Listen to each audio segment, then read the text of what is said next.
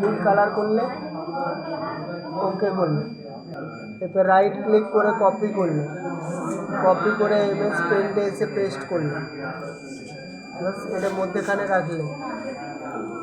আবার এই অফিস ওয়ার্ডে এলে এই হলুদ পয়েন্টারটা ধরে ভিতরে করলে,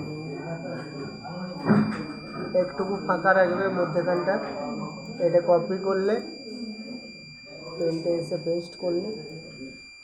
এটা যদি ব্যাকগ্রাউন্ড এরকম ডিলিট হয়ে যায় তখন সিলেক্ট অ্যারো থেকে ট্রান্সপারেন্ট করবে,